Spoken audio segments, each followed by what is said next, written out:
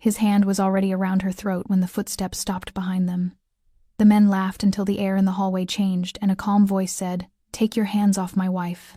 That's when they realized the waitress they cornered belonged to the man who owns this city's shadows, and he hadn't come to talk. If this story pulled you in, make sure to hit that subscribe button so you never miss what's coming next.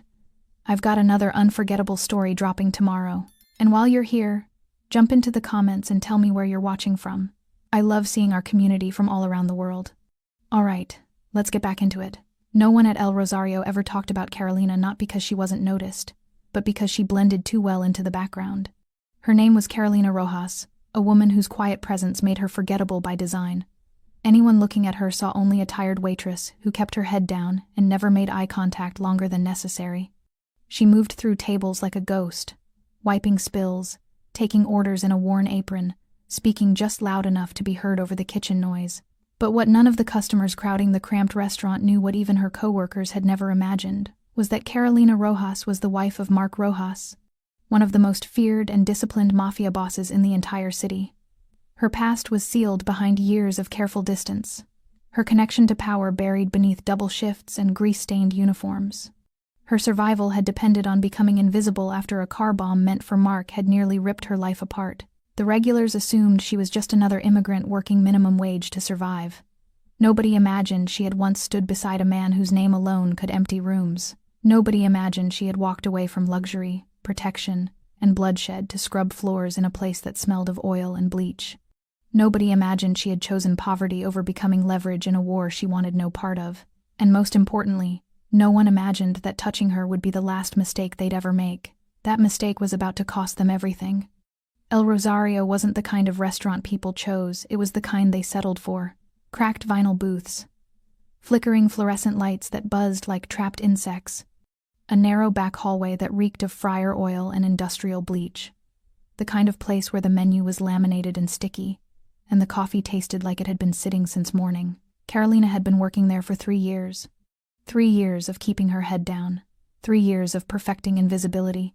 3 years of pretending the past didn't follow her like a shadow she couldn't shake. She wiped down table 6 with mechanical precision, her dark hair pulled back in a tight ponytail, a few loose strands framing her face.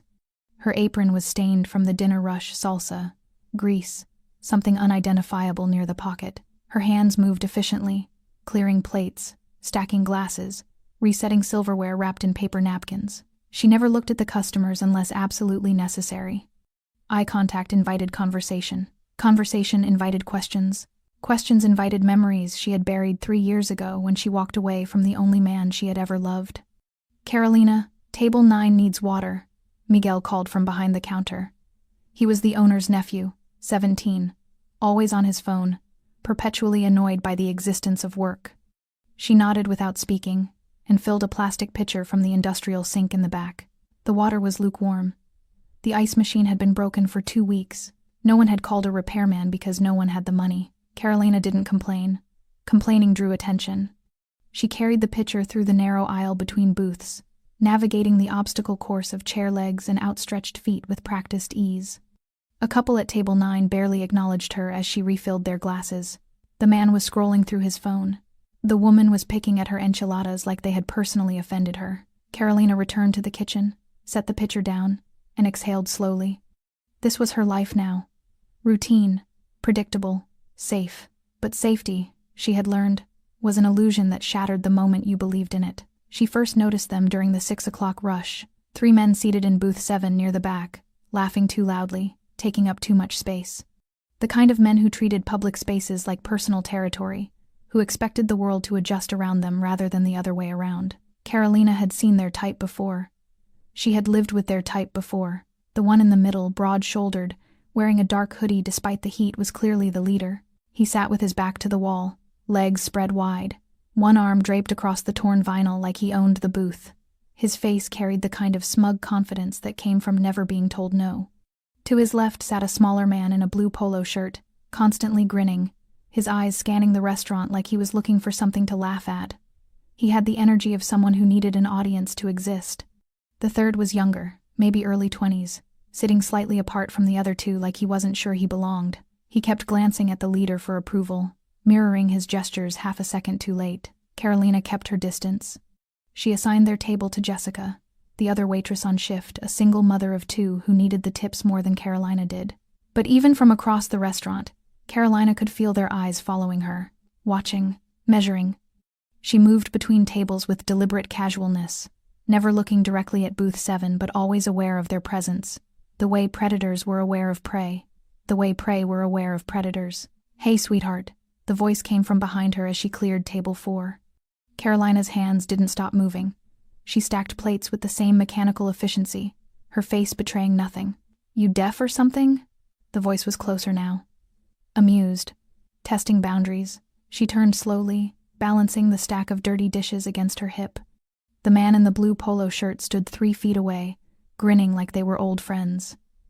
Up close, she could see the way his eyes moved quick, predatory, cataloging her body like merchandise. "Table 7 needs more salsa," he said, even though Jessica had just refilled their bowl 2 minutes ago. Carolina nodded once and moved past him toward the kitchen. His hand shot out and caught her wrist. Not hard, not painful. Just enough to stop her. Just enough to establish control. "I'm talking to you," he said quietly, still smiling. Carolina looked down at his hand wrapped around her wrist, then up at his face. Her expression remained perfectly neutral. No fear, no anger, no reaction at all.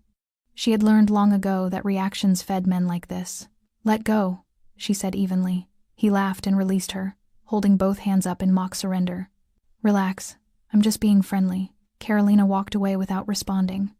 Behind her, she heard him return to booth 7, heard the low rumble of male laughter, heard one of them say something in Spanish she didn't catch. She set the dishes in the industrial sink and gripped the edge of the counter, breathing slowly through her nose. 3 years, she thought. 3 years of staying invisible. And now 3 men who thought silence meant weakness. Carolina straightened, wiped her hands on her apron, and returned to the floor. The restaurant hummed with its usual chaos, dishes clattering, conversations overlapping, the perpetual sizzle of the grill. But something had shifted. In booth 7, 3 men watched her move between tables.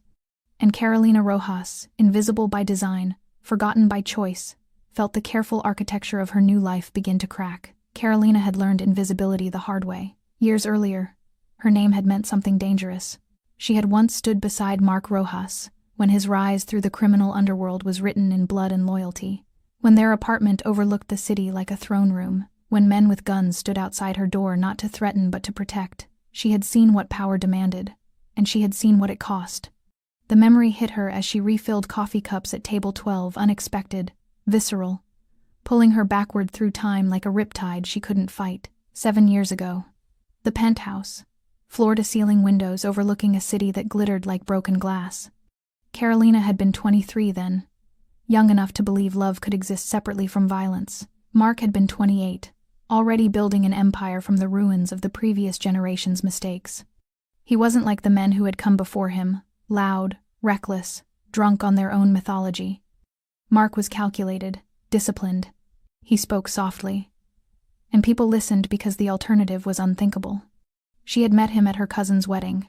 He'd worn a black suit that fit like it had been tailored to his skeleton, and when he'd asked her to dance, she'd said yes without knowing his last name. By the end of the night, she knew everything, and somehow, impossibly, she had stayed. "Carolina?" Miguel's voice snapped her back to the present. "You okay? You've been standing there for like a minute." She blinked and realized the coffee pot in her hand was empty, had been empty, and she'd been holding it over an already full cup. "I'm fine," she said automatically. But she wasn't fine. The memories were flooding back now, breaking through the carefully constructed walls she'd built around her past. Mark had never raised his voice to her. Not once. Not when she questioned his decisions. Not when she demanded answers he couldn't give. Not even when she threw a glass against the wall during their worst fight and it shattered 2 inches from his head. He had simply looked at the broken glass, then at her, and said, "Feel better?" "No," she'd whispered. "Then talk to me." That was the thing about Mark Rojas that no one outside their home understood.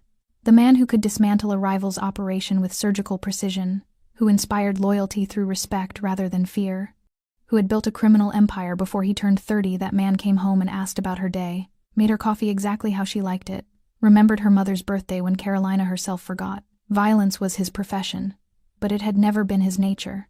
Carolina moved through her shift on autopilot, her body performing tasks while her mind remained trapped in the past.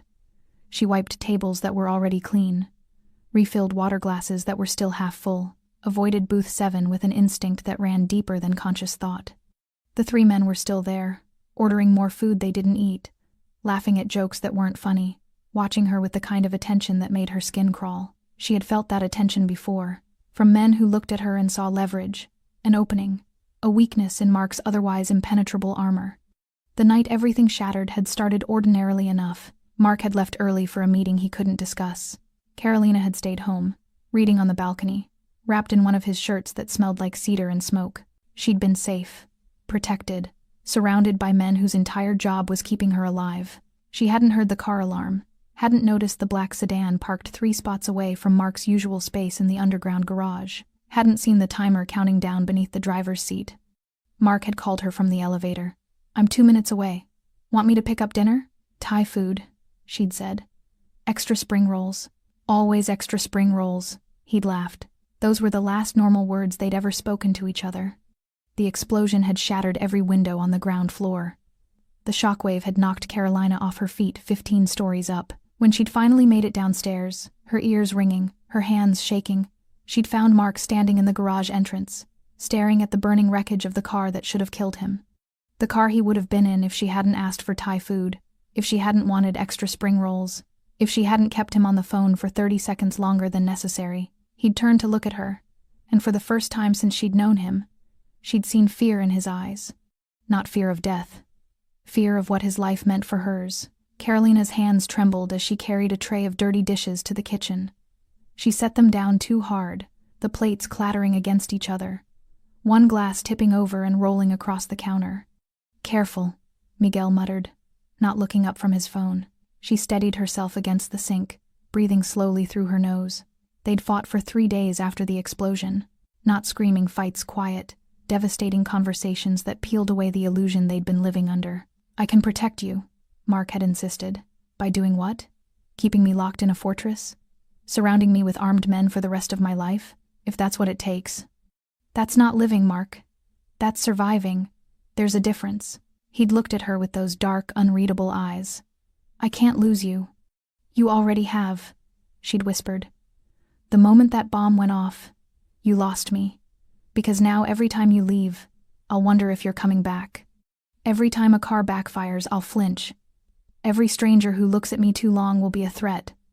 That's not a life. That's a cage. Then what do you want?" She'd taken a breath that felt like drowning. "I want to disappear." And Mark, the man who controlled half the city, who could make people vanish with a phone call, who had built an empire on never backing down, had nodded once and said, "Okay, order up." The cook's voice jolted Carolina back to the present. She grabbed the plates and carried them to table 3, her face carefully neutral, her hands steady despite the storm raging inside her chest. Across the restaurant, the 3 men in booth 7 were getting louder, more confident. One of them, the leader in the dark hoodie, caught her eye and smiled. Not a friendly smile. A promise. Carolina looked away and returned to her work. 3 years, she thought again. 3 years of staying invisible. Mark had kept his word. He'd funded her new life from a distance, never visiting, never calling, respecting the boundary she'd drawn between them. But she'd always known deep in her bones, in the part of her that still belonged to him, that if she ever needed him, he would come. She just prayed tonight wouldn't be that night. The 3 men had names, though Carolina didn't know them yet. She would learn them later, when it was too late for the knowledge to matter. Diego Ruiz sat in the center of booth 7 like a king on a cardboard throne, 29 years old, broad-shouldered, with the kind of face that would have been handsome if cruelty hadn't carved permanent lines around his mouth. He wore a dark hoodie despite the oppressive heat, because he liked the way it made him look dangerous, untouchable, like someone who mattered. In his world, he did matter. He ran collections for a local gang that controlled 3 blocks and thought that made them players. He'd broken fingers, burned cars, threatened families. He'd never killed anyone, but he told people he had. Most believed him. Power, Diego had learned, was 90% perception, and tonight, he perceived an opportunity. "She's scared of us," Antonio Vega said, grinning as he watched Carolina move between tables on the far side of the restaurant. He was smaller than Diego, wiry, with quick hands and quicker eyes. Everything was a joke to Antonio. Violence, consequences, other people's fear. He filmed everything on his phone, curating a digital gallery of humiliation that he shared with anyone who'd watch. She should be, Diego said, not looking away from Carolina. He'd been watching her all night, studying the way she moved, efficient, practiced, invisible, the way she avoided eye contact, the way her shoulders tensed whenever someone spoke too loudly. Weakness, he thought. She reeked of it. Maybe she doesn't speak English, Javier Mendez offered quietly. He was the youngest at 22, desperate to belong, to be seen as equal by men he'd only known for 3 months. Javier had grown up watching his father bow and scrape for men like Diego, had sworn he'd never be that weak, that submissive. He was becoming exactly what he feared. She speaks English, Diego said. She's just smart enough to keep her mouth shut around men. He smiled. I like that. Antonio laughed and raised his phone, filming Carolina as she delivered food to table 9. Think she's got a man? Does it matter? Diego's voice was flat, matter of fact. It didn't matter. It never mattered. Women like her, quiet, alone, working minimum wage in restaurants nobody cared about, were invisible for a reason. No one was coming to save them. No one was watching. No one would care if they disappeared for an hour into a back hallway and came out different than they went in. Diego had done this before. Not here, not exactly like this, but enough times to know the pattern, the isolation, the escalation, the moment when fear turned to compliance. He was patient. Professional, even. We should talk to her, Antonio said, still filming. Not yet, Diego replied. Let her get comfortable first. Let her think we're just regular customers. Carolina felt their attention like static electricity before a storm. She'd been working the floor for 2 hours since the incident with Antonio, and they hadn't left. Hadn't called for their check. Just sat there, ordering sodas they didn't drink, appetizers they didn't finish, occupying space like it was a tactical position. Jessica had tried taking their table twice. Both times, they'd waved her away and asked for Carolina specifically. They're creeping me out, Jessica whispered as they passed each other near the kitchen. She was 42, a single mother of 2, with tired eyes and hands that never stopped moving. You want me to get Miguel to kick them out? Carolina glanced at Miguel, who was scrolling through his phone behind the register, oblivious to anything beyond his screen. He won't, Carolina said quietly. Then what do? We wait for them to leave. But men like that didn't leave until they got what they came for. Diego watched the 2 waitresses whisper to each other and smiled. Fear was a language he spoke fluently. He could read it in body language, in the quick glances people threw over their shoulders, in the way they adjusted their routes to avoid proximity. Carolina was afraid. Good. Fear made people predictable. I'm bored, Antonio announced, setting his phone down. When are we doing this? Soon, Diego said. How soon? When the kitchen empties. Javier shifted uncomfortably. Maybe we should just what? Diego turned to look at him, and Javier fell silent. You having second thoughts? No, because if you're not ready for this, you can wait in the car. Javier's jaw tightened. I'm ready, then shut up and wait. The restaurant was starting to empty. The dinner rush had passed, leaving only a handful of stragglers, an elderly couple sharing flan, 2 construction workers arguing about a soccer game, a woman on her laptop nursing cold coffee. Diego checked his watch. 9:45. The kitchen would close at 10. Most of the staff would leave. The back hallway would be empty except for whoever was taking out trash or cleaning up. All he had to do was wait. Carolina cleared table 6 and felt the weight of their stares like hands on her skin. She'd been in dangerous situations before, had lived with danger, slept beside it, loved it despite knowing better, but this felt different, uncontrolled, random. Mark's world had rules, codes, lines that even monsters didn't cross. These men had no rules. She could see it in the way they looked at her, not as a person, but as an object, a thing to be used and discarded. She carried the dirty dishes toward the kitchen, her mind calculating distances, exits, possibilities. The front door was 30 feet away, but it was locked after 9, required a key from the inside. The back exit led to an alley, but it was through the hallway where they stored supplies, where the dumpsters sat, where no one would hear anything over the hum of the industrial refrigerators. She was trapped by geography and circumstance. Carolina, Miguel's voice made her jump. Can you take the trash out before you clock out? I gotta leave early tonight. She stared at him. Now? Yeah. It's overflowing. Just take it to the dumpster real quick. The back hallway. The alley. Alone. I'll do it, Jessica offered, appearing beside her. Nah, you got kids to pick up, Miguel said, already grabbing his keys. Carolina doesn't mind, right? Carolina looked at Jessica, then at booth 7, where 3 men sat watching her with expressions that made her blood run cold. Right, she heard herself say. Miguel disappeared into the office to grab his jacket. Jessica touched Carolina's arm. Want me to wait? No, Carolina said quietly. Go get your kids. Because whatever was about to happen, she didn't want witnesses, didn't want collateral damage, didn't want anyone else hurt because of her. Jessica hesitated, then nodded and headed for the exit. Across the restaurant, Diego Ruiz stood up. And Carolina knew her 3 years of invisibility were about to end. The kitchen was emptying faster than Carolina had hoped. The line cook, a 60-year-old man named Roberto, who chain-smoked on his breaks, wiped down the grill one last time and untied his grease-stained apron. You closing tonight? He asked, tossing the apron into the laundry bin. Just taking out the trash, Carolina replied, her voice steadier than she felt. Want me to wait? Yes, she thought. Stay. Don't leave me alone. I'm fine, she said instead. Roberto shrugged and headed for the back exit, the door slamming behind him with a metallic clang that echoed through the narrow hallway. The sound was final. Absolute. Carolina stood at the industrial sink, hands gripping the edge of the stainless steel counter, breathing slowly through her nose. The trash bag sat by the back door, bloated, heavy, leaking something dark onto the tile floor. She could leave it, clock out, walk through the front door while customers were still there, while witnesses still existed.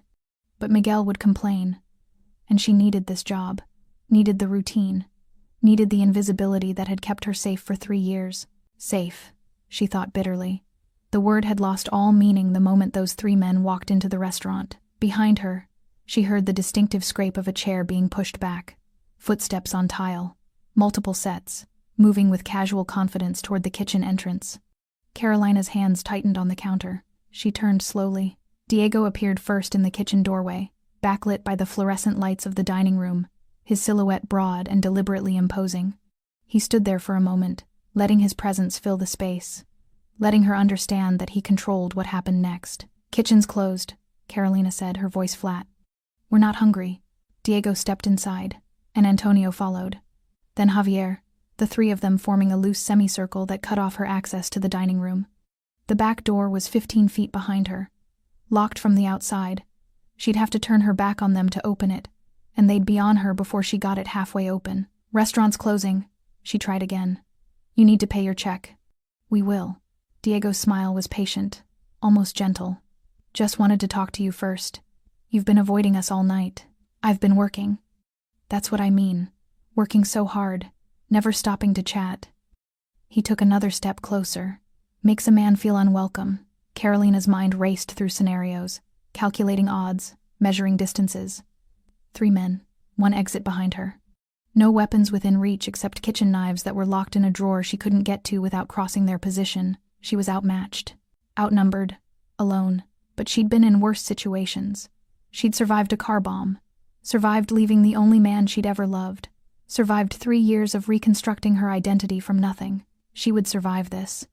I need to take out the trash, she said calmly, moving toward the back door. Antonio shifted position, blocking her path without seeming to. We'll help. I don't need help. Sure you do. Diego's voice was still gentle, still reasonable. Heavy bag like that. Could hurt yourself.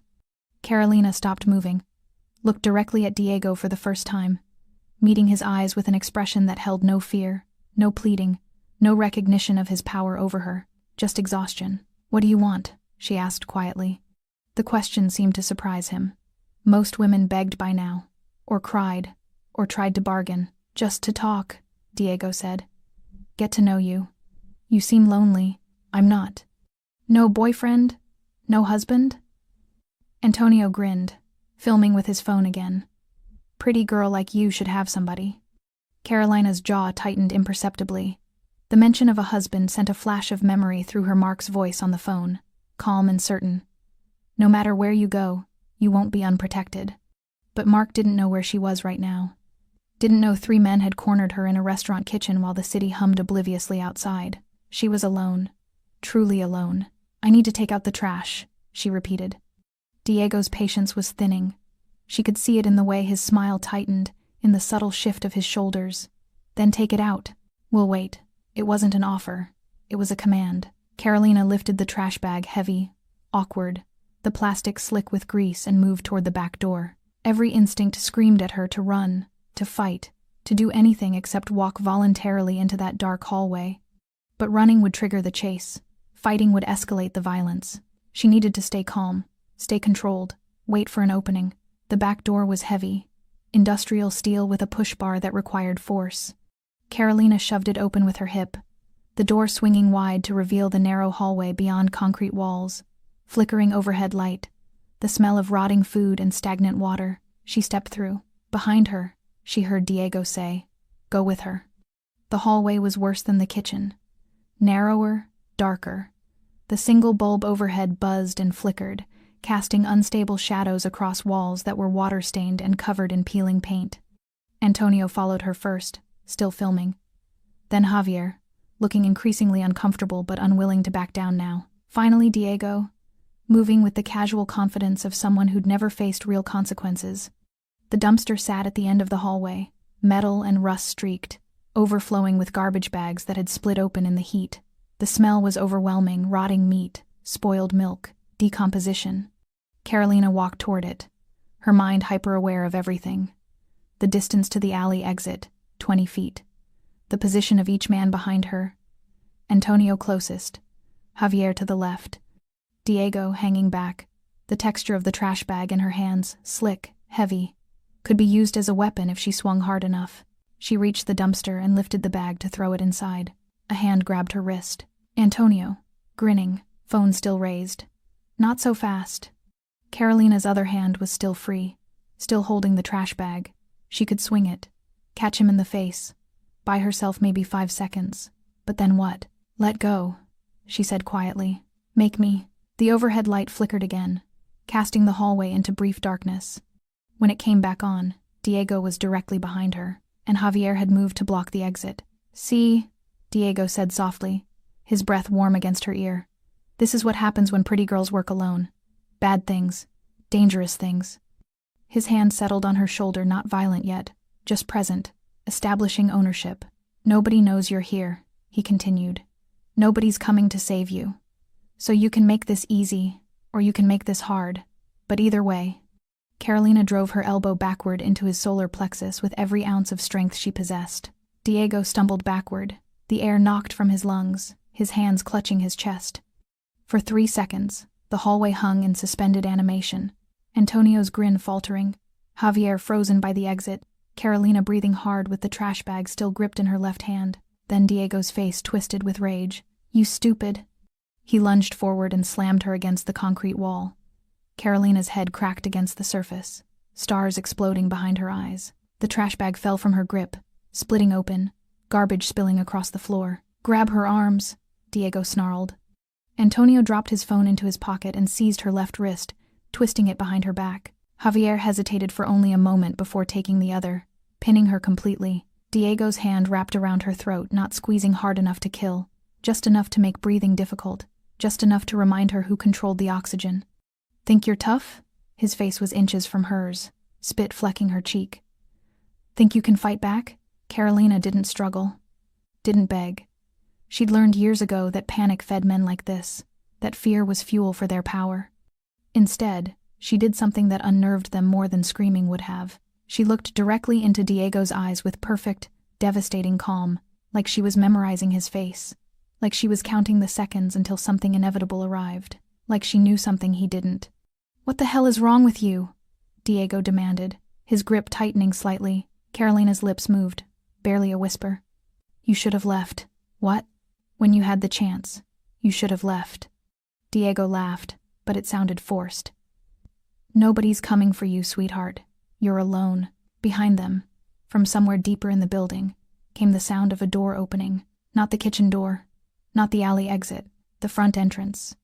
Heavy footsteps on tile, deliberate, unhurried, moving through the empty restaurant with the confidence of someone who knew exactly where they were going. Antonio's grip on her wrist loosened slightly. "Diego." "Shut up!" But Diego had heard it too. His eyes flicked toward the kitchen entrance, calculating. Probably just the owner coming back for something, or a late customer who hadn't read the close sign. The footsteps continued. Through the dining room, past booth 7, approaching the kitchen with mechanical inevitability. Then they stopped. The silence that followed was worse than the footsteps had been. Javier released Carolina's arm and took a step backward. "Maybe we should—" The kitchen door swung open. Mark Rojas stood in the doorway, and the temperature in the hallway seemed to drop 10 degrees. He wore a black suit, no tie, the shirt open at the collar revealing the bottom edge of tattoos that crept up his neck, designs that told stories in ink, territorial marks, symbols of allegiance and power that only certain people knew how to read. His dark hair was cut short, professional, the kind of style that could pass in boardrooms or back alleys with equal ease. But it was his face that made Antonio's hands go slack, made Javier press himself against the wall like he could disappear into the concrete. Mark Rojas wasn't angry. That would have been easier to process, easier to react to. He was perfectly, terrifyingly calm. His dark eyes swept the scene with clinical precision. Carolina pinned against the wall, hand still around her throat, garbage scattered across the floor, 3 men who had made a mistake they didn't yet understand the magnitude of. He looked at each of them in turn, studying faces he would remember forever. Then his gaze settled on Diego's hand, still wrapped around Carolina's neck. "Take your hands off my wife," Mark said quietly. His voice was conversational, pleasant, even. Like he was asking someone to pass the salt. Diego's hand didn't move. His brain was still processing the words, trying to reconcile the terrified waitress he'd been choking with the word wife, trying to place the man in the doorway who looked familiar in a way that made his stomach drop. Diego started. Mark took 1 step forward. It was just a step. Nothing dramatic, nothing rushed, but the promise of violence in that single movement made Diego release Carolina's throat and stumble backward, his hands raising defensively. "We didn't know," Antonio said quickly, his voice pitching higher. "Man, we didn't, we were just what?" Mark's tone remained conversational, curious even, like he genuinely wanted to understand their reasoning. "Just putting your hands on a woman who told you no? Just cornering her in a dark hallway? Just touching my wife?" He said the last 2 words with a razor-thin edge that made Javier whimper. Carolina slid down the wall, her legs suddenly unable to support her weight. She sat on the filthy floor among the scattered garbage, one hand touching her throat where Diego's fingers had been, the other pressed against the concrete to steady herself. Mark's eyes flicked to her just for a second, just long enough to assess if she was seriously hurt before returning to the 3 men. "I'm going to ask you a question," Mark said, still in that terrifyingly calm voice. "And I want you to think very carefully before you answer. Do you know who I am?" Silence. Then recognition dawned on Diego's face like a slow-motion car crash. He'd seen this man before, not in person, but in photographs passed around, whispered about, used as cautionary tales. Mark Rojas, the name that made grown men check over their shoulders. The man who controlled territories Diego's entire gang couldn't touch. "Oh God," Diego breathed. "That's not an answer," Mark said, "but I'll take it as a yes." He moved forward again, and this time Diego scrambled backward so fast he tripped over a garbage bag and hit the ground hard, his hands raised in surrender. "Please, I swear we didn't know." "Obviously." Mark stopped 3 feet away from them, close enough that they could see the tattoos disappearing beneath his collar, close enough that they could smell his cologne, expensive, controlled, completely at odds with the violence radiating from his posture. "Because if you'd known, you would have left the city the moment you saw her face."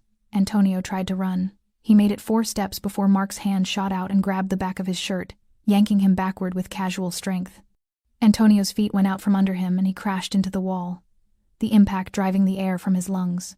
"Nobody moves," Mark said pleasantly. "Nobody runs. Nobody speaks unless I ask a direct question. Are we clear?" 3 heads nodded frantically. Mark glanced back at Carolina, his expression softening for just a moment. "Are you hurt?" Carolina shook her head, not trusting her voice. "Did they?" He couldn't finish the question. "No," she managed. "You got here first." Something in his posture relaxed infinitesimally. Then his attention returned to the 3 men, and the monster came back. "Good," Mark said softly. "That means I only have to break them, not kill them." Mark Rojas moved like violence was a language he'd been speaking since birth. Fluid, economical, precise. There was no wasted motion, No theatrical flourish, just brutal efficiency. Diego tried to stand, hands still raised in surrender. "Listen, we can—" Mark's fist connected with his jaw before he finished the sentence. The sound was sickening, bone against bone, the wet crack of impact. Diego's head snapped sideways and he went down hard, blood already streaming from his mouth. He tried to scramble backward, but Mark followed, grabbed a fistful of his hoodie, and drove him face first into the concrete wall. The paint cracked. A chunk of plaster fell to the floor. Diego slumped, semi-conscious, making sounds that weren't quite words. Antonio bolted for the alley exit. He made it 6 feet before Mark caught him by the collar and used his own momentum to swing him around. Antonio's back slammed into the industrial shelving unit that lined the hallway, metal rattling, boxes of supplies tumbling to the floor. "I said nobody runs," Mark said calmly. He drove his knee into Antonio's stomach with surgical precision. Antonio doubled over, vomiting onto the floor, his phone clattering from his pocket and landing in the puddle of his own sick. Mark picked up the phone with 2 fingers, looked at the screen, saw the video still recording, and crushed it beneath his heel. Glass and circuits crunched like insects. "You were filming," Mark observed. "That's evidence. Bad for your health." Antonio tried to speak but could only gag. Mark released him and let him slide down the shelving unit to sit in his own vomit, gasping for air. Throughout it all, Carolina remained on the floor, watching with an expression that held no satisfaction, no vindication, just exhaustion. She'd seen Mark fight before, had seen what he was capable of when someone threatened what was his. It had terrified her then. Now it just made her sad. This was why she'd left. Not because Mark was violent, but because his violence followed him like a shadow, touching everyone who came near. These 3 men were stupid, cruel, dangerous. They deserved consequences. But watching Mark deliver those consequences reminded her of the fundamental truth she'd been running from for 3 years. Loving Mark Rojas meant living in proximity to brutality, no matter how far she ran, because he would always find her, always protect her, always become a monster for her sake. Javier hadn't moved. He stood pressed against the wall near the exit, tears streaming down his face, his whole body trembling. He was the youngest, the one who'd joined Diego because he'd been tired of being weak, tired of watching his father bow to men like this. Now he understood. Power wasn't freedom. It was just a different kind of cage. Mark turned to face him, and Javier's bladder nearly gave out. "How old are you?" Mark asked conversationally. 22. Javier's voice broke. "You touch her?" I held her arm. That's all. I swear that's all." Mark studied him for a long moment. "You held her arm, while your friend put his hand around her throat, while she was pinned against a wall, while she was terrified." "I'm sorry." Javier was openly sobbing now. "Please, I'm so sorry. We didn't know." "No," Mark agreed. "You didn't know. But ignorance isn't innocence. You think I didn't know makes it better? You think she cares that you didn't know who her husband was when you held her down?" Javier couldn't answer. Mark stepped closer, and Javier flinched so hard he nearly fell. But Mark didn't hit him. Instead, he leaned in close, his voice dropping to barely above a whisper. "I'm going to give you a gift," Mark said. "I'm going to let you walk away. Not because you deserve mercy, but because she does." He gestured toward Carolina without looking away from Javier. "She's already seen too much violence tonight, so you get to leave.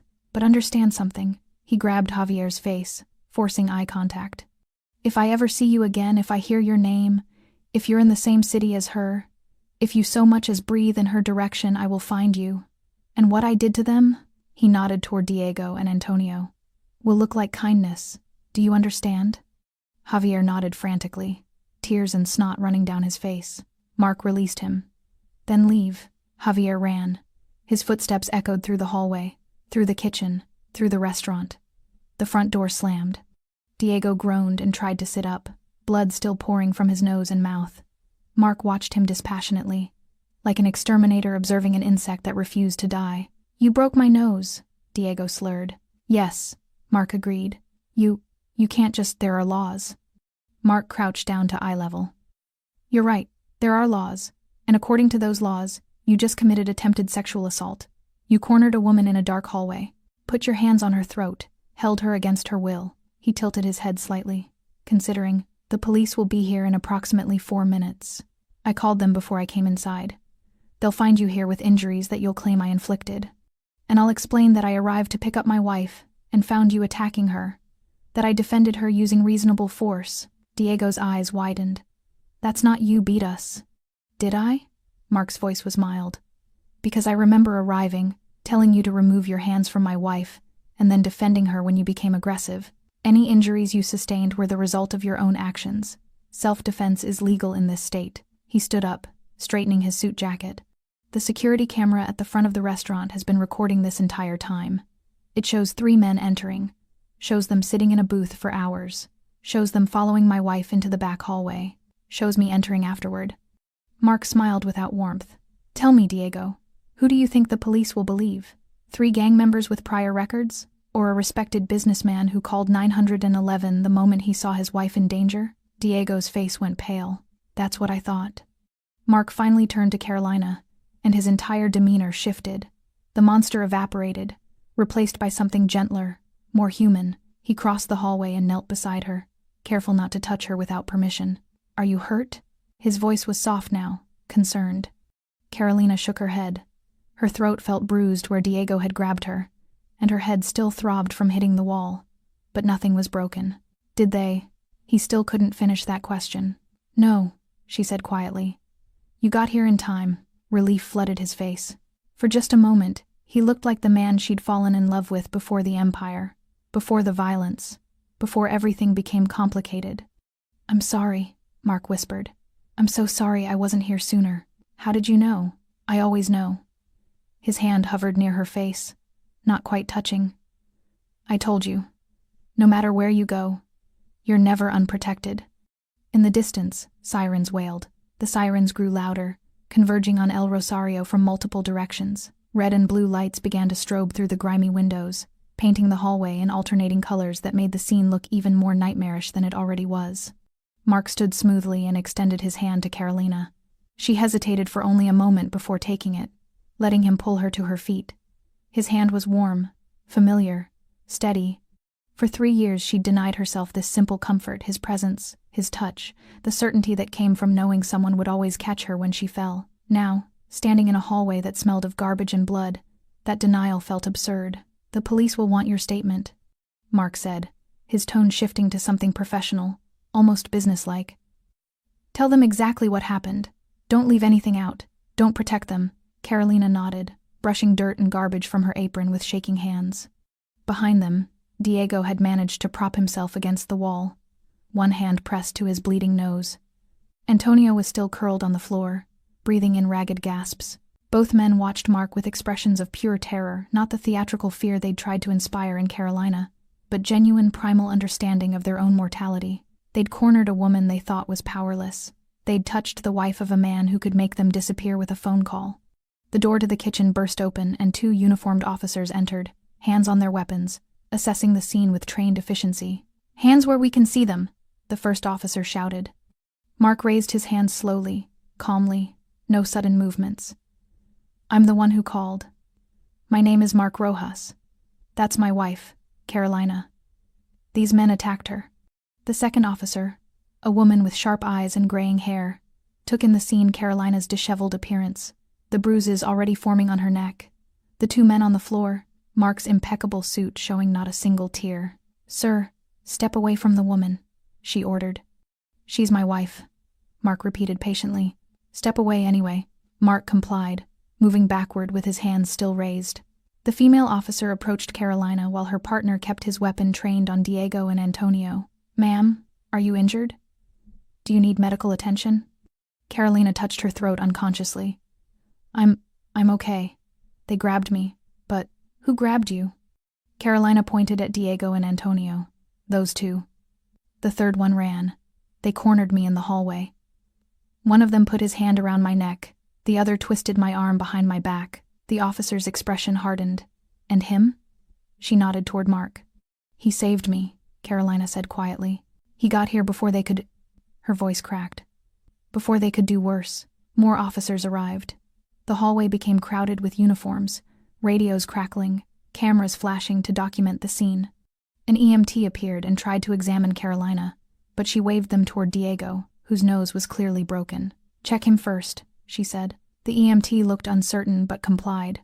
Mark stood against the far wall, perfectly still, perfectly controlled, answering questions with practiced ease. Yes. He'd received a call from a friend who'd seen suspicious activity at the restaurant. No. He hadn't known his wife was in danger until he arrived. Yes. He'd used force to stop the assault, exactly as much force as necessary and no more. His story was airtight, reasonable, backed by security footage that would show exactly what he wanted it to show. Carolina watched him work, watched him manipulate reality with the same precision he used to run his empire, and felt something twist inside her chest. This was Mark in his element, controlled, calculating, always 3 steps ahead of everyone else in the room. The detective who arrived 20 minutes later was older, cynical, with the kind of face that had seen every lie humanity had to offer. He separated Carolina and Mark, conducting interviews in different rooms. Carolina in the restaurant's small office, Mark in the kitchen. "Tell me what happened tonight," the detective said, his recorder running. "Start from the beginning." So Carolina did. She told him about the 3 men watching her all night, about Antonio grabbing her wrist earlier in the evening, about being asked to take out the trash, about the hallway, the assault, Diego's hand around her throat. "And your husband just happened to arrive at exactly the right moment?" The detective's tone was neutral, but the implication was clear. "He comes by sometimes," Carolina said, "to check on me. I didn't know he was coming tonight." "Where have you been for the past 3 years, Mrs. Rojas?" The question surprised her. "Working here, living my life, separately from your husband." "Yes." "That's unusual. For a married couple," Carolina met his eyes steadily. "We had our reasons. Did those reasons involve your husband's business dealings?" "I don't know anything about my husband's business." It wasn't quite a lie. She knew what Mark did, had known for years, but she deliberately kept herself separate from the details, the transactions, the network of loyalty and violence that sustained his empire. The detective studied her for a long moment. 3 men attacked you. Your husband severely injured 2 of them. That's self-defense under California law, defense of another person. But I need to know if there's more to this story. If this was about something other than an assault. Like what? Like retaliation, territory, a message being sent. Carolina shook her head. "Those men didn't know who I was. They thought I was just a waitress. They made a mistake. A fatal one, nearly." "Yes," Carolina agreed quietly. "But not in the way you think. They're alive. They'll face charges. That's more mercy than they showed me." The detective sighed and clicked off his recorder. "You're free to go, Mrs. Rojas. We'll need you to come in tomorrow to sign your statement." Diego and Antonio were taken away in separate ambulances, both in custody, both facing charges of assault and attempted sexual assault. Officers had already identified Javier from security footage and issued a warrant for his arrest. The restaurant was a crime scene now. Yellow tape across the doors, evidence markers scattered across the hallway floor. Carolina stood outside, wrapped in a blanket an EMT had insisted she take despite the warm night air. The adrenaline was fading, leaving her shaky and exhausted. Mark emerged from the restaurant, escorted by 2 officers who looked uncomfortable in his presence. They released him at the tape line with nods that were almost respectful. He walked to where Carolina stood and stopped 3 feet away, maintaining distance, respecting the boundary she'd drawn 3 years ago. "I need to leave," he said quietly. "Before reporters arrive. Before this becomes more complicated." Carolina nodded. She understood. Mark's world operated in shadows, and this police lights, official statements, public records, was far too exposed. "Thank you," she whispered. "For what?" "For keeping your promise." Mark's expression softened. "Always." He hesitated, then added, "Are you going back to your apartment tonight?" "I don't know. It's not safe. Not yet. They were locals, but they have friends, family, people who might not understand what happened here." Carolina's hands tightened on the blanket. She'd built a life on independence, on not needing protection, on being invisible. That life had just been burned to the ground. "Where should I go?" she asked, hating how small her voice sounded. Mark pulled a key from his pocket and held it out. "The penthouse. It's still yours. It's always been yours." Carolina stared at the key silver, simple, attached to a keychain she'd given him 7 years ago. He'd kept it. "All this time. I won't be there," Mark added quickly. "I have an apartment across town.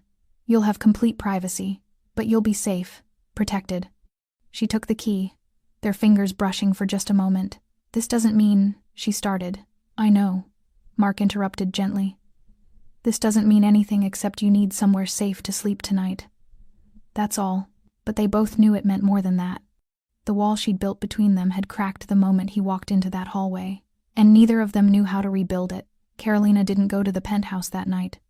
Instead, she went back to her tiny studio apartment, 3 blocks from the restaurant, a 4th-floor walk-up with water-stained walls and a radiator that clanked like chains dragging across metal. She'd lived there for 3 years, surrounded by thrift store furniture and silence, convincing herself this was freedom. Now it just felt empty. She sat on the edge of her bed, still wearing her stained apron, Mark's key resting on her palm like a question she wasn't ready to answer. Through the thin walls, she could hear her neighbor's television, someone's argument in Spanish, the constant background noise of a building where privacy was an illusion. Her phone buzzed. A text from an unknown number. "Security is outside your building. Don't be alarmed. They won't approach unless you're in danger." Carolina walked to the window and looked down at the street. A black sedan sat parked across from her building, engine off, 2 silhouettes visible in the front seats. She should have been angry, should have resented the intrusion, the assumption that she needed protection, the reminder that Mark's world was seeping back into hers whether she wanted it or not. Instead, she felt something uncomfortably close to relief. Sleep didn't come. Every time she closed her eyes, she felt Diego's hand around her throat, felt the concrete wall against her skull, heard Antonio's laugh echoing through the hallway. But worse than the memory of the assault was the memory of what came after Mark's face when he'd seen her pinned against that wall. The cold precision of his violence, the way he dismantled 3 men without breaking a sweat, then knelt beside her with infinite gentleness. He was still both men. The monster and the protector. The man who broke bones and the man who remembered her mother's birthday. She'd left because she couldn't live with that contradiction, but tonight, that contradiction had saved her life. At 4 a.m, Carolina gave up on sleep. She showered, scrubbing her skin until it was raw, washing away the smell of garbage and fear and blood. She stood under the water until it ran cold, then dressed in clean clothes and sat at her small kitchen table with coffee she couldn't taste. Her phone buzzed again. A text from Jessica. "Are you okay? Police came to my house. Heard what happened. I'm so sorry I left you alone." Carolina typed back. "Not your fault. I'm fine." Another buzz. "Miguel this time. Restaurant's closed for investigation. Don't know when it opens. I'll let you know about your shifts." And another. From a number she didn't recognize. "This is Detective Morrison. Need you to come to the station today to sign your statement. Any time after 9 a.m. Reality was reassembling itself around her, demanding responses, requiring her to function when all she wanted was to disappear. At 7:30, Carolina grabbed her jacket and walked downstairs. The black sedan was still there, the 2 men inside alert but unobtrusive. They didn't approach her, didn't speak, just watched as she walked past and headed toward the bus stop. She didn't take the bus. Instead, she walked the 12 blocks to the police station, letting the morning air clear her head, letting the rhythm of her footsteps steady her thoughts. The city was waking up, shops opening, commuters rushing past, the smell of coffee and exhaust mixing in the cool air. Normal people living normal lives, unaware that 2 blocks away, a woman had nearly been destroyed in a restaurant hallway. The world kept turning. It always did. The police station was exactly as depressing as Carolina expected. Fluorescent lights, scuffed floors, the smell of bad coffee and institutional despair. Detective Morrison met her in the lobby, his expression professionally neutral. "Mrs. Rojas, thank you for coming in." He led her to a small interview room and presented her with a typed statement, her words from last night, organized into formal legal language that made the assault sound clinical, distant. Carolina read it twice, signed it, and slid it back across the table. "The 2 men are being held on $50,000 bail each," Morrison said. "The 3rd, Javier Mendez, turned himself in this morning. His lawyer is already working on a plea deal." "What about charges?" "Assault, attempted sexual assault, unlawful restraint. With your testimony and the security footage, the DA thinks they can get convictions. You'll likely have to testify at trial." Carolina nodded slowly. Trial meant months of her life connected to this night. Meant reliving it in front of strangers. Meant Diego and Antonio staring at her from across a courtroom. "Your husband won't be charged," Morrison added. "Self-defense is clear-cut here. But I need to ask, do you feel safe returning to your normal life?" "I don't know what my normal life is anymore." Morrison studied her with something that might have been sympathy. These men weren't connected to any major organizations. They're street-level thugs, but they have friends, family, People who might blame you for what happened. Blame me? For being connected to who you're connected to. He leaned forward slightly. Mrs. Rojas, I've been doing this for 23 years. I know who your husband is. I know what he controls. And I know that what happened last night isn't just an assault case, it's a message. To everyone in this city who thinks they can touch what's his. Carolina's jaw tightened. I'm not a possession. I didn't say you were. But perception matters. And right now, every small-time criminal in the city knows that touching you means war with Mark Rojas. That's protection. But it's also a target. He slid a business card across the table. If anything happens, anything at all, you call me directly. I can't promise I can help, but I can promise I'll try. Carolina took the card and stood. Is that all? One more thing. Morrison's expression shifted, became almost gentle. Whatever complicated history you have with your husband, however you got to where you are tonight proved something. He loves you, in his own way. Men like that don't risk exposure for just anyone. Carolina didn't respond. She couldn't, because Morrison was right, and that terrified her more than Diego's hands ever had. Outside the police station, Carolina stood on the sidewalk and stared at the key Mark had given her. The penthouse. Safety. Protection. Everything she'd walked away from 3 years ago. Or her apartment. Independence. The life she'd built alone. She thought about the black sedan following her this morning. About Morrison's warning. About the fact that invisibility, her only defense for 3 years, had been shattered in a single night. She thought about Mark kneeling beside her in that hallway. His voice soft with concern. His hands careful not to touch without permission. Carolina pulled out her phone and typed, I'll take you up on the penthouse. Just for a few days. Until this settles. The response came within seconds. It's yours as long as you need it. Code is your birthday. She stared at the message. He'd kept the code as her birthday. For 3 years. Even though she'd never used it. Even though she'd left. Carolina hailed a cab and gave the driver an address she'd sworn she'd never return to. The penthouse looked exactly as Carolina remembered, floor-to-ceiling windows overlooking the city. Hardwood floors that gleamed in the morning light. Furniture that managed to be both expensive and comfortable. But there were differences, too. Small ones that made her chest tighten. Fresh flowers in the vase on the kitchen counter. Her favorite coffee in the cabinet. The photograph of them at her cousin's wedding the night they'd met, still sitting on the bookshelf in a silver frame. Mark had kept her here. In small ways. In the details that most people wouldn't notice. He'd let her leave but had never let her go. Carolina set her bag down and walked to the windows. The city spread out below like a map of possibility, buildings and streets, and lives intersecting in patterns that seemed random but weren't. Everything was connected. Everyone touched everyone else in ways they didn't realize. She'd tried to extract herself from that web. Had convinced herself she could exist separately, independently, untouched by the violence that defined Mark's world. Last night had proven how naive that belief was. Her phone buzzed. Jessica again. Can we meet? Need to talk to you. They agreed on a coffee shop in neutral territory halfway between the restaurant and Carolina's old apartment. A place neither of them had history with. Jessica was already there when Carolina arrived, sitting at a corner table with 2 cups of coffee and the kind of exhausted expression that came from sleepless nights and too many worries. I'm sorry, Jessica said before Carolina even sat down. I'm so sorry I left you alone. It wasn't your fault. I knew they were watching you. I should have stayed. Should have called the police. Should have done something. Carolina reached across the table and squeezed her hand. You have 2 kids who needed to be picked up. You did what you had to do. What happened isn't on you. Jessica's eyes filled with tears. Miguel called me this morning. Said the restaurant might not reopen. Said the owner's considering selling. Something about bad publicity and legal liability. Carolina felt the floor drop out from under her. The restaurant's closing? I don't know. Maybe. Miguel said the owner's been getting calls. Threats, maybe? I don't know the details. But everything's different now. Different. That was one way to describe it. Carolina had built her new life on routine, the same shifts, the same tables, the same carefully constructed invisibility. Now that routine was gone. The restaurant might close. Her anonymity was destroyed. And everyone in the city knew exactly who she was. What are you going to do? Jessica asked quietly. I don't know. Are you... Jessica hesitated. Are you going back to your husband? The question hung between them. I don't know, Carolina repeated. But that wasn't quite true. She did know. She'd known the moment she'd taken Mark's key, known the moment she'd walked into this penthouse and seen the flowers and the photograph and all the evidence that he'd been waiting for her to come home. She just didn't know if she could admit it yet.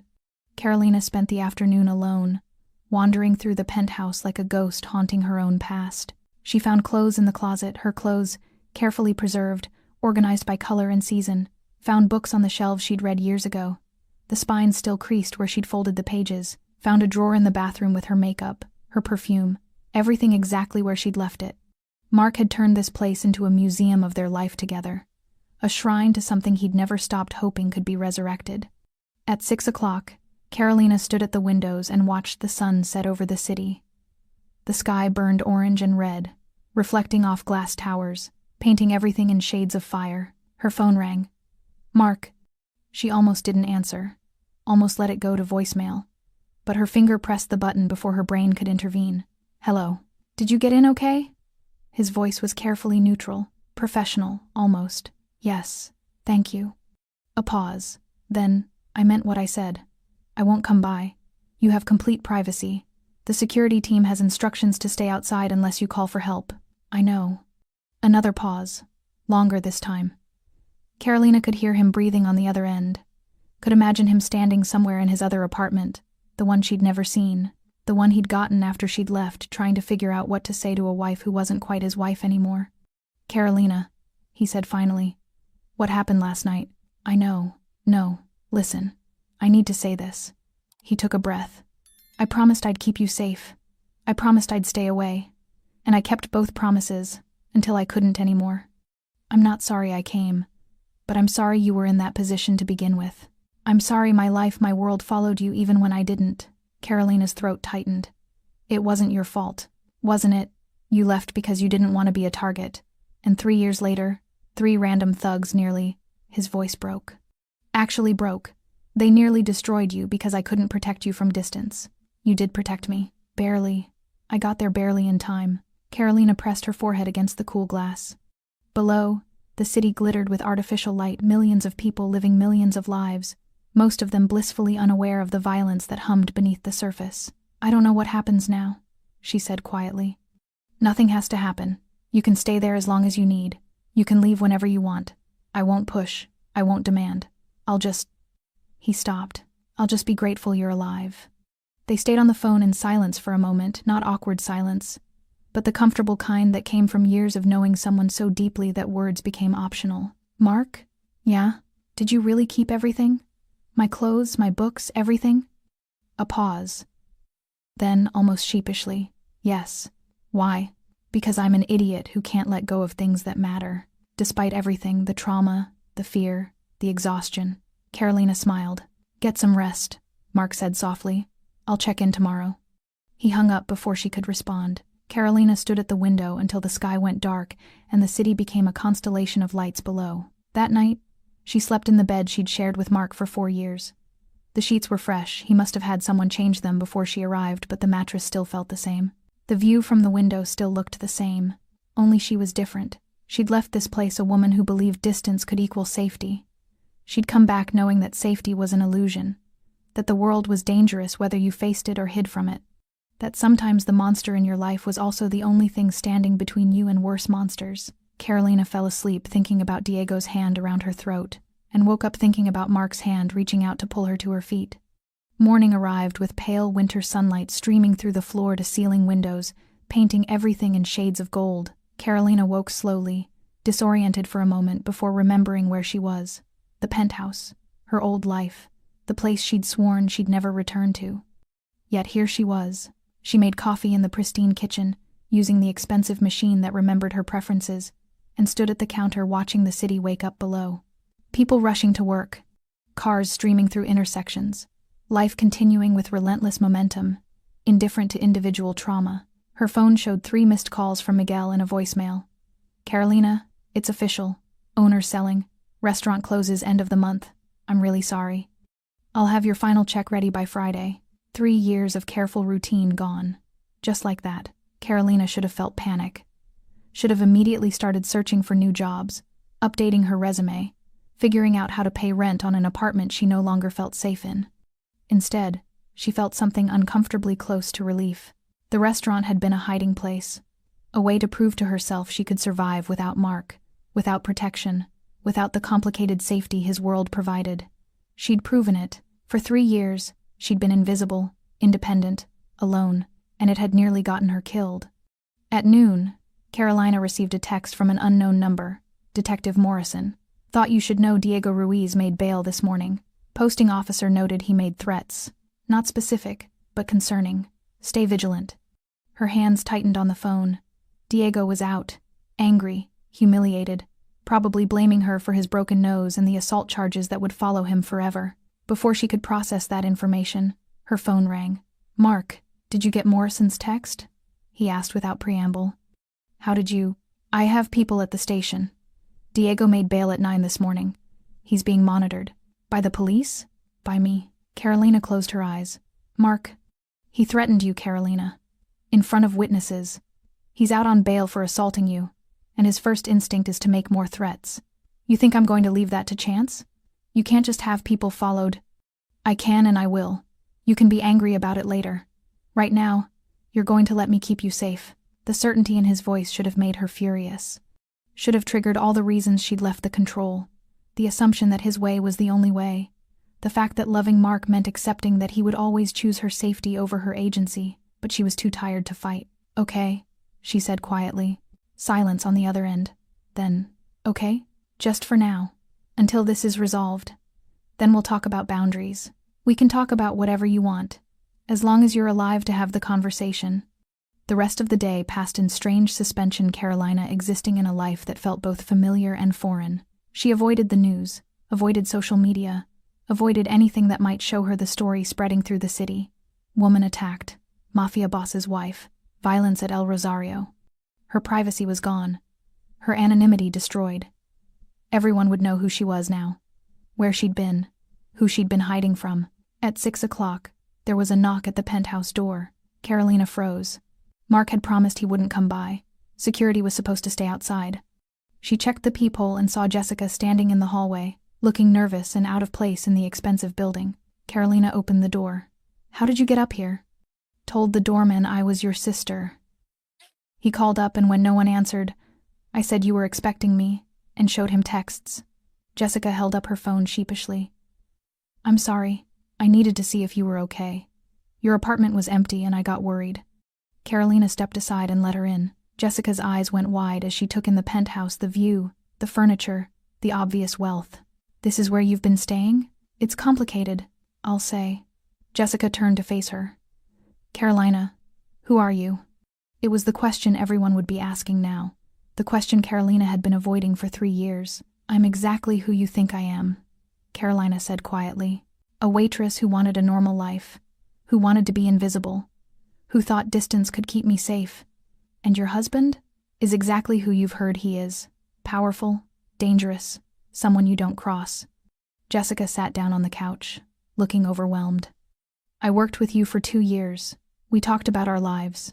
You never mentioned, I know. I'm sorry. The lies weren't about you. They were about survival." "Survival from what? From him?" "No." Carolina shook her head firmly. "Never from him. From his world. From being a target. From being the one thing that could be used against him." Jessica absorbed this. "But you're back now. In his world." "I don't know what I am," Carolina admitted. "I just know that 3 men almost destroyed me because I thought I could exist outside his protection. And maybe that was naive. Or maybe," Jessica said carefully, "loving someone dangerous means accepting that the danger never really leaves. It just changes shape." Carolina had no response to that, because Jessica was right. After Jessica left, Carolina stood at the windows and watched night fall over the city. Somewhere out there, Diego was free on bail, probably planning revenge. Somewhere out there, Mark was tracking his every move, deploying resources, ensuring threats were neutralized before they materialized. This was the pattern they'd always been trapped in, Carolina wanting freedom, Mark providing safety, the two needs constantly at war with each other. But tonight, Carolina realized something she'd been avoiding for 3 years. Freedom without safety wasn't freedom. It was just a different kind of cage. She pulled out her phone and typed, "Can we talk? Not about last night. About everything." Mark's response came immediately. "Tomorrow? Lunch? Neutral location? The park where you proposed? Noon. I'll be there." Carolina set down her phone and looked at her reflection in the dark window. She looked tired. older than her 30 years, but also more certain than she'd been in a long time. She didn't know what would happen tomorrow. Didn't know if she and Mark could find a way back to each other that didn't require her to sacrifice who she was or him to stop being who he was. But she knew one thing with absolute clarity. Invisibility hadn't saved her. Mark had. And 3 years of running had taught her that some connections couldn't be broken, no matter how far you ran or how hard you tried. Some promises were kept whether you wanted them to be or not. Outside, the city hummed with life, dangerous, beautiful, indifferent. And Carolina Rojas, no longer invisible, no longer running, prepared to face whatever came next, not alone, not as a victim, but as a woman who had survived the worst and was still standing. They had picked the wrong girl, and tomorrow, she would figure out what came after that. Thanks for staying with this story right till the final moment. You're the reason these stories come alive. If you're ready for another powerful journey, just tap the next video on your screen. And before you go, leave a quick comment and rate this story from 1 to 10. I'm excited to see your thoughts and connect with you down there.